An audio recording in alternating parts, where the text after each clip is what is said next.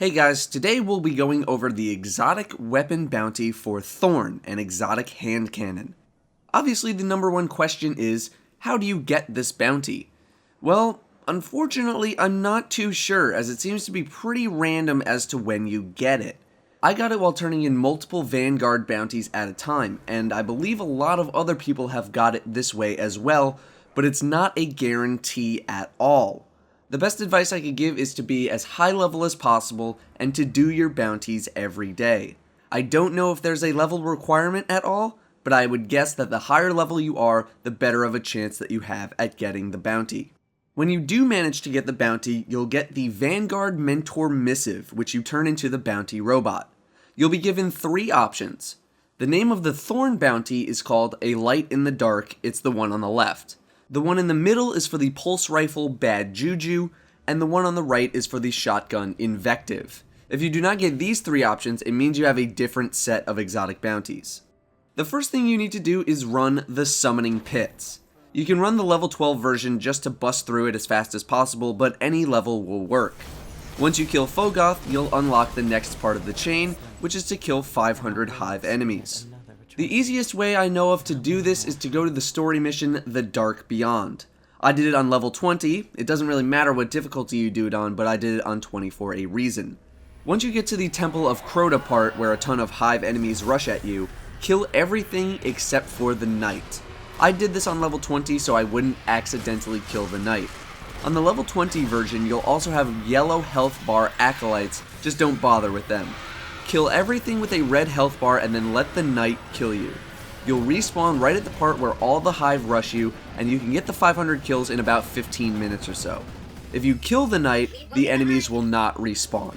This method works as of the release of this video, but it wouldn't shock me if it got nerfed soon, so the way I'd get 500 kills if this gets nerfed is to just go through the Hellmouth a lot, or speed run the Summoning Pits many times in a row, as it's pretty quick to do on level 12 difficulty. The next part of the chain is to get 500, for lack of a better term, void points in Crucible. What this means is that you need to get kills with void damage, so you'll need special and heavy weapons with void damage equipped. If you're a Defender Titan or a Void Walker Warlock, then your grenades and melee will help out, and super if you are a Warlock. Every time you kill someone with void damage, you'll get 5 points towards your 500 goal, but every time you die, you lose 2 points. My best advice for this is to just roll with a group of friends. It took me around 2 to 2.5 hours to get this done with a group of people doing Crucible. Once you get your 500 points, you'll go to the speaker. Bring a Mote of Light with you, because to continue, you'll need to buy an Infusion of Light, which costs 1 Mote of Light. After you use the Infused Light, go visit Ikora Rey, the Warlock Vanguard, to pick up the final part of the bounty. After you turn that in, you'll need to go to a special version of the Summoning Pits to kill Xior the Unwed. This version is a level 26 version of the Summoning Pits with the Epic modifier, which gives certain enemies shields and spawns more highly aggressive enemies. You're going to want to bring plenty of solar and arc damage for this, probably solar snipers and arc heavies, since you'll probably never get close enough to use shotguns on wizards, although fusion rifles are an okay second. My group composition was a Defender, a Gunslinger, and a Sunsinger, which worked well for reasons you'll see soon. There is no time limit, you can go as slow as you want to, and you're gonna want to take it slow and very methodically, because this is no pushover.